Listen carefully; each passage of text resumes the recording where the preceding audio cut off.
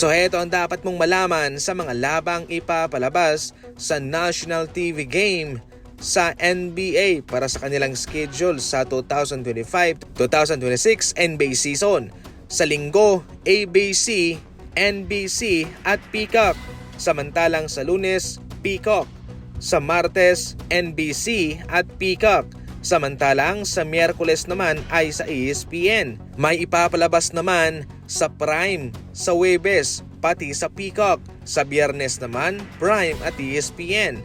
At sa Sabado, Prime at ABC. Sila po mga idol ang magpapalabas ng national televised game para sa mga laban ng NBA. Kabilang po sa mga big time dyan, yung mga kupunan katulad ng Golden State Warriors, Oklahoma City Thunder, Los Angeles Lakers, pati po ang Knicks. Lumalaki sa ngayon ang mga kontrata sa NBA dahil din po yan sa kanilang bagong pinirmahang media deal na worth 76 million sa loob ng 11 taon. Siyempre, negosyo ang pinag-uusapan dito. Pera-pera lang. Ipapalabas yung mga malalakas na team sa mga media na ito, sa mga kumpanyang ito para siyempre kumita rin po sila. Ipapaliwanag ko lang kasi baka malito kayo.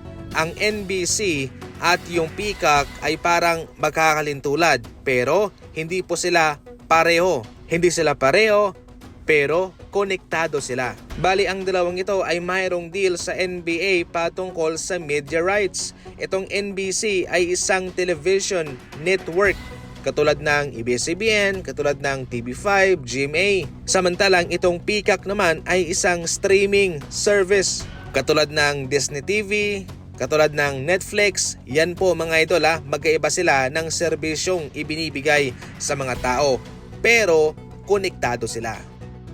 Samantala, heto naman mga idol ang 5 unang laban ng Los Angeles Lakers para sa 2025-2026 NBA season. Unang laban nila ang Golden State Warriors. Sa labang ito ay siguradong mahihirapan sila.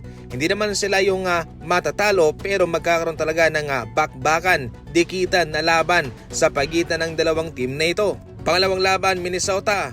Yamado ang Los Angeles Lakers sa labang ito gamit ang kanilang mga bagong na-acquire na mga players ay kanilang sasagasaan ang Minnesota. Bati rin po itong Sacramento Kings na kumakapapa sa kanilang mga bagong acquire na sina DeMar DeRozan and Zach LaVine na certified palpak naman sa Chicago Bulls. Ngayon sa Kings ay kanilang pinagsama pa. Samantala, pang-apat ang Portland Trail Blazers, mahinang team. Nagre-rebuild pa, yamado ulit itong Los Angeles Lakers. Pang-5 ang Minnesota, mabilis ang kanilang rematch dito mga idol Sa puntong ito ay inaasahan ko na babawi itong Minnesota pero gayon pa man, papabor ako sa Los Angeles Lakers.